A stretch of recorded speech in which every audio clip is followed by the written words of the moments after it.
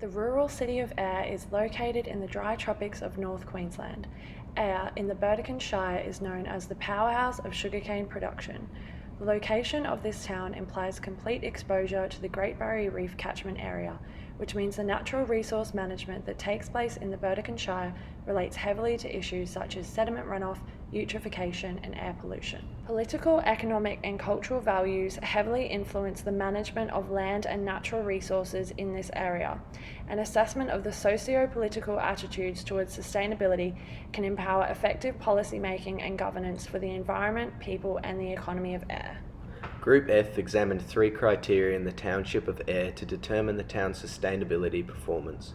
The 3 criteria consisted of economics, consumption and use, politics, communication and critique, and culture, gender and generation. These 3 criteria make up part of the sustainability framework for the Circles of Sustainability concept.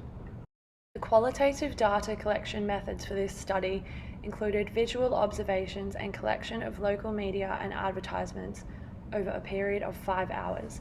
Secondary data was obtained through Australian government databases such as the Australian Bureau of Statistics and the Bureau of Meteorology. Local news websites, community forums, and other available media supplied evidence to further broaden the scope for this study. Group F then used field observations as a foundation of nominal variables. These assumptions were filtered through the secondary data to either challenge or support the hypothesis and determine further accuracy. With a medium score of 6.28, the economic findings for consumption and use was evaluated as being highly satisfactory. The qualitative data obtained from field observations and secondary proxy data suggest that consumption patterns within the town of Ayr are healthy. The field observations for question A determined that second-hand clothing exchange was highly satisfactory within the community with a range of stores to shop from. Lifeline was relatively busy, indicating a general appreciation for second-hand clothing within the community. Secondary proxy data provided a further insight into the availability of second-hand stores and recycling facilities. Proxy data provided evidence to various other recycling regimes, including scrap metals, furniture, and second-hand car dealerships, indicating a highly satisfactory level of recycling within the town. A major concern lies in the lack of general use recycling facilities within Ayr, as it is dependent on Townsville for those duties. A major limitation remains within the data collection methods, as we were not able to observe the culture of recycling within the community or how much waste is going into recycling. The field observations in question E indicate a dependency on the local community for personal vehicle transport and deemed the town highly unsatisfactory to respond to peak oil issues. Four-wheel drives were the common vehicle in the area, with the majority of vehicles dependent on local fuel. With limited public transport offered with the likes of public buses or railway services, the local community is inelastic to changing peak oil prices and are required to submit to the rising fuel prices.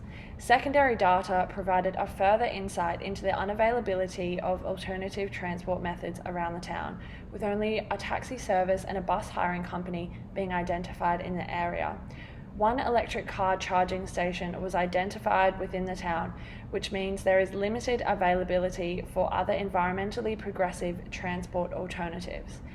A major limitation lies within the lack of public surveying for the social attitudes of the town towards changing to environmentally friendly transport alternatives. Without this data, we cannot easily pinpoint the community's openness to this progression.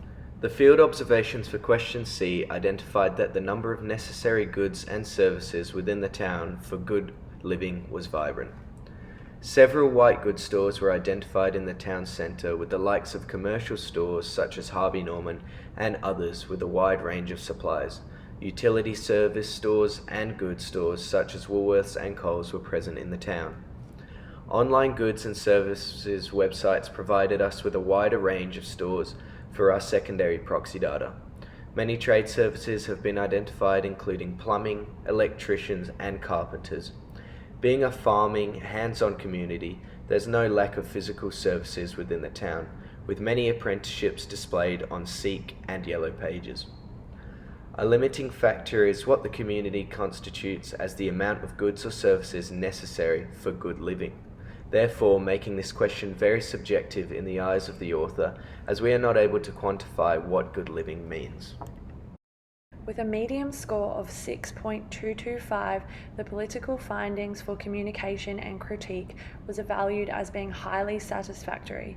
The qualitative data obtained from field observations and secondary proxy data suggests that social communication access within the town of Ayr is healthy. The level of positive freedom for political expression was deemed highly satisfactory for question A. Field observations showed local newspapers displaying political articles written by two local MPs, Dale Last and George Christensen.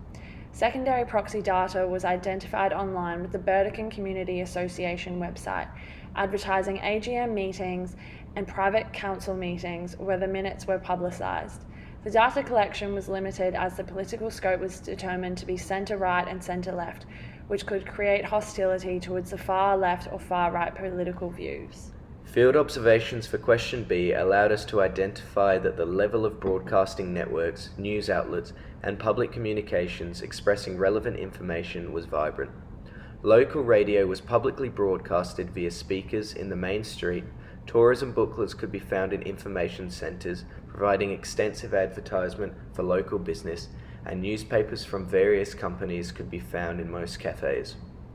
Online news and broadcasts were easily accessible, providing us with various news relevant to Ayr as secondary proxy data. Limitations of data collection lie within the author's bias to what is deemed relevant information in Ayr, as the author does not share the same social context of the people of Ayr.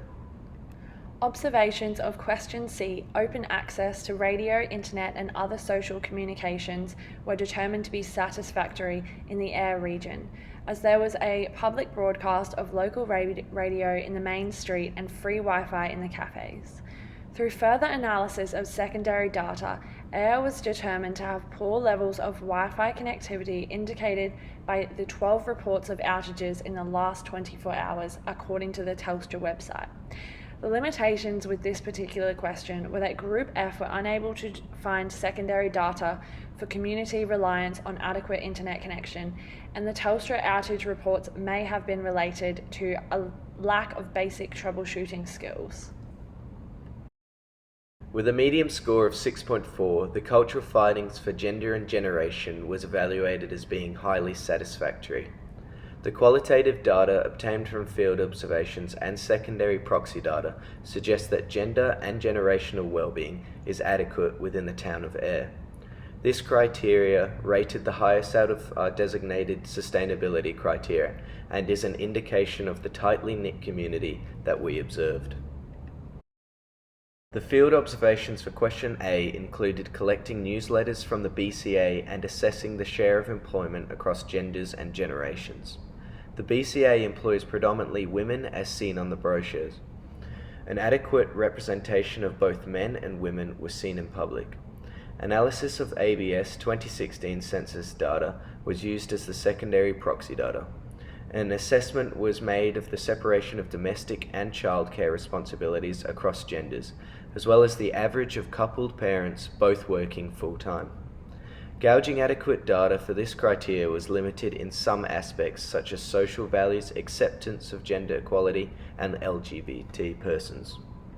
The main deficiency that was assessed in the cultural criteria was a lack of university and TAFE opportunities for youth posed by question E, scoring satisfactory. This limits the opportunity for youth in Ayr to advance their education after high school, and as a result, Group F observed a relatively elderly population, as youths are forced to seek education elsewhere for better opportunities. This being said, a high availability of recreational activities for youth could be seen in the area both in person and online via community forums, including skate parks, sporting clubs, and theatre.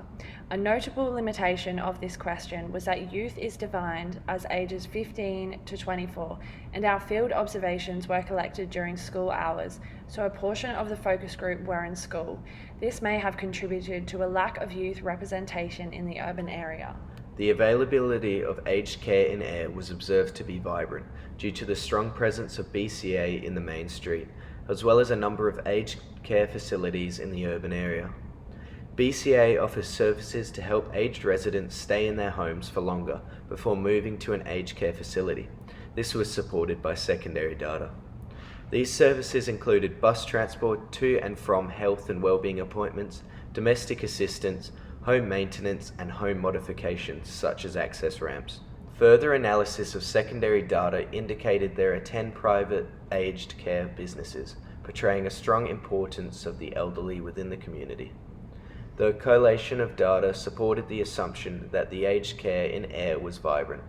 There was a lack of qualitative data indicating the quality of aged care services and the affordability. The three criteria each had a mean score of highly satisfactory, although recognition of the outliers is essential for Ayr to bridge the gaps for youth education opportunity, peak oil response, and reliable internet access. These issues should be addressed by the Burdekin Member of Parliament through community education and be supported by the state and federal government through policy instruments such as incentives for youth education, polluter pays principle, and internet infrastructure. While Ayr scored highly satisfactory in the circles of sustainability criteria, there is always opportunity to further advance the socio-political landscape to include economic integrity, social equity, and environmental well-being to brighten the Burdekin with a sustainable future.